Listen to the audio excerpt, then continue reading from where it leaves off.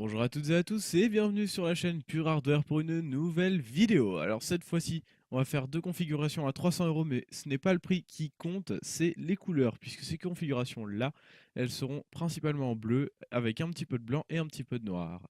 Donc c'est parti, on va tout de suite commencer avec la configuration Intel. Alors, sur cette configuration-là, on a mis évidemment le meilleur des Core i5, excusez-moi pour ma chaise. Le meilleur des Core i5, donc le i5 6600K. C'est un Core i5 Skylake, comme vous le voyez ici.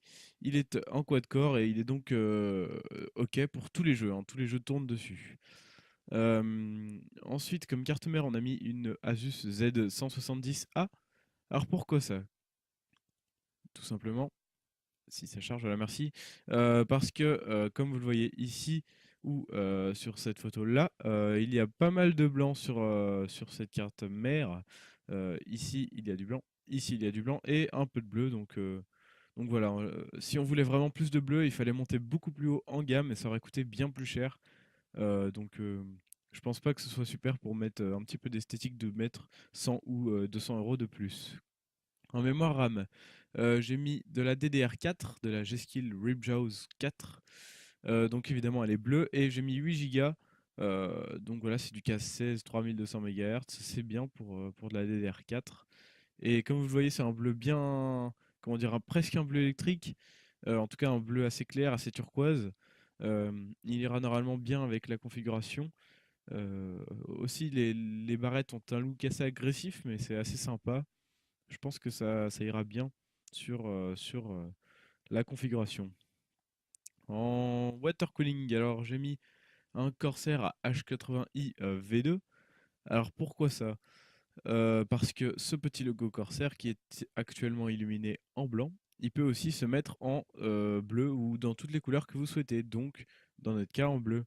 Donc il pourra très bien aller avec la configuration. De plus, il refroidit très très bien les processeurs, donc c'est nickel.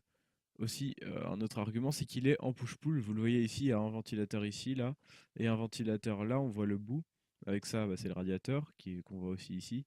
Et en fait, c'est parce qu'il y a un ventilateur qui va faire rentrer l'air dans le radiateur et un autre qui va aider l'air à ressortir. Alors que certains n'auront qu'un ventilateur pour faire rentrer l'air. Donc ça, c'est un water cooling, comme j'ai dit, en push-pull, donc push et pull. Et donc c'est plus intéressant, c'est aussi plus performant. Ensuite, comme carte graphique, alors là, j'ai longtemps hésité. Est-ce que je prenais une carte graphique avec ou sans backplate? Est-ce que j'en prenais une bleue ou une blanche ou une noire? Finalement, j'ai opté pour la Asus GeForce GTX 1060 ROG Strix. Elle est à 350 € et elle n'est pas overclockée celle-là. Il existe, enfin elle est overclockée, mais comme vous voyez, mais c'est presque rien. Et elle est un peu plus overclockée dans une version qui est à 20 ou 30 € de plus si je ne m'abuse. Donc du coup, je n'ai pas voulu prendre la carte au-dessus, qui aurait été encore plus chère. Voilà, vous le voyez ici, elle est à 20 € de plus.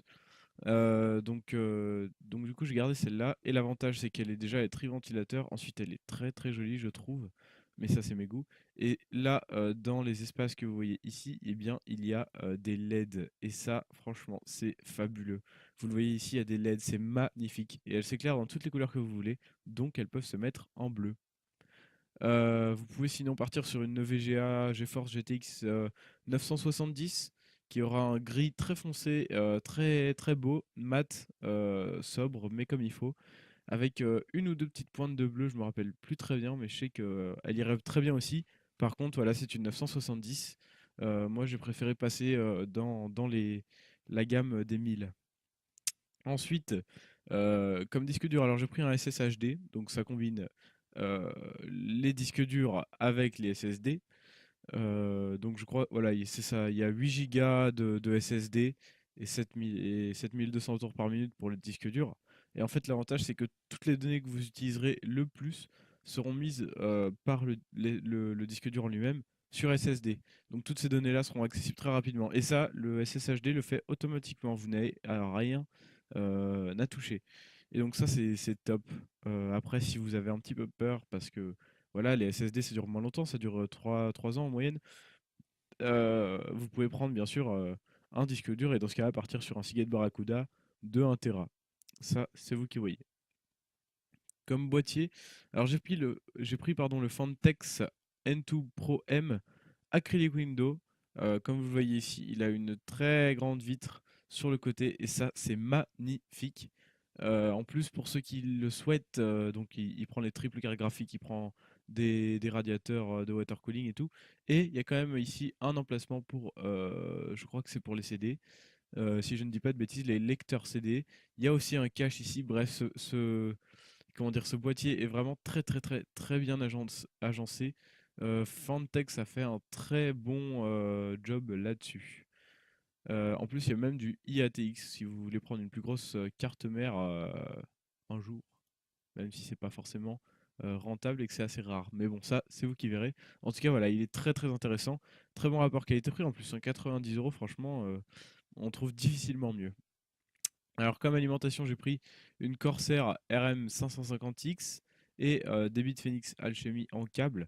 Donc, pourquoi j'ai pris cette alimentation-là? Parce qu'elle est grise sur le côté. En plus, elle est certifiée 80 plus Gold. En plus, elle est modulaire et elle coûte juste 110 €, ce qui n'est pas excessivement cher. Elle délivre 550 watts, donc attention, il ne faudra pas faire de SLI avec. Si vous voulez faire du SLI, il faudra passer sur une alimentation plus puissante. Est-ce que... Ah, et puis changer aussi la carte mère. Je crois que si on passe sur la Z170E, il me semble qu'elle le vaut. euh, qu'elle laisse... Ah non, la Z170E ne fait pas mieux. Donc voilà, il faudra changer de carte mère, vous ferez attention à ça, hein. Mais en tout cas, voilà, l'alimentation n'est pas assez puissante pour du SLI, mais elle est largement suffisante pour une carte graphique. Comme câble, parce que vu que c'est une modulaire, on va changer les câbles pour aller avec la couleur, même si ceux-là sont déjà tout noirs. J'en ai pris d'autres noirs. Vous pouvez bien sûr prendre les couleurs que vous voulez. Je ne sais pas si c'est le même bleu qu'il y aura sur votre PC qui est sur ces câbles-là. Euh, je ne suis pas sûr. Donc ça, c'est vous qui verrez si vous faites le choix ou non. Comme vous le voyez, le bleu est assez foncé, alors qu'il me semble qu'il est plutôt clair dans le reste de la config. Donc ça, je sais pas. Je ne suis pas certain. C'est vous qui voyez si vous préférez tenter ou non de prendre ces câbles-là avec ce bleu. En tout cas, moi, dans la config que je vous mets dans la description, je les ai mis en noir. Pour la configuration AMD, on garde tout pareil sauf processeur, carte mère et mémoire. Donc, comme processeur, j'ai évidemment pris le FX 8370, hein. C'est le processeur le plus puissant actuellement de chez AMD. Il s'overclock très bien. C'est un octo-core. Donc bon, ça c'est pas forcément très intéressant dans les jeux vidéo. C'est pour ça que je ne conseille pas cette config là. Je vais conseiller la Intel. Mais bon, voilà, je la mets toujours comme d'habitude en parallèle. Ensuite, alors comme carte mère, je suis un peu embêté parce que c'est une carte mère très intéressante de la part d'Asus. En plus, elle a du beau bleu, elle en a plus que sur la config Intel. Par contre, voilà, certaines personnes n'aimeront pas le fait qu'il n'y a pas de cache ici et que il y a peu de blanc. En fait, c'est comme les anciennes cartes mères, quoi. Et on ne cherchait pas à mettre des fioritures à droite à gauche. Donc, chacun pense ce qu'il veut. Donc, je vous propose, voilà, cette carte mère-là. Moi, je la trouve très intéressante. Elle a un bon rapport qualité-prix. Elle est en 990X, elle a du USB 3, du SATA 6. Donc voilà, c'est comme vous le souhaitez. Si vous voulez passer sur AMD, en tout cas, je vous conseille cette carte mère là. Et comme mémoire RAM, pardon, j'ai pris bien 16 Go cette fois-ci pour accompagner la puissance du processeur si vous faites du montage. Donc 16 Go, voilà, ou autre travail intéressant, hein, comme de la retouche photo, etc. Et donc j'ai pris la G-Skill Ares. Donc voilà, c'est de la mémoire RAM, pardon, bleue, au look un peu moins agressif, un peu plus sobre que celle qu'on a mis sur la config Intel. Donc voilà, c'est 1866 MHz, du CAS 10, c'est pas mal non plus. Donc voilà pour les deux configurations. Alors comme je l'ai dit, moi je conseillerais plutôt la Intel qui est presque 40 € actuellement plus cher que la AMD. Mais ça c'est vous qui voyez. C'est pas mon PC, hein, c'est des PC que je vous conseille. Et voilà. N'oubliez pas non plus que vous pouvez demander à Twitter sur... non, à Topachat, pardon, sur Twitter, donc @Topachat. un code moins 5% pour toute commande au-dessus de 1000 euros. Vous aurez 5% de réduction si vous leur demandez. Donc n'hésitez pas, hein, pour ces configs-là, vous pouvez le faire.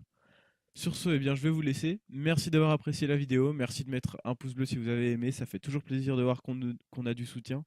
Et n'hésitez pas à vous abonner si vous aimez le hardware ou tout simplement voilà, que vous aimez ce que je fais. Merci à tous. Je vous dis à la prochaine. Ciao, bye bye.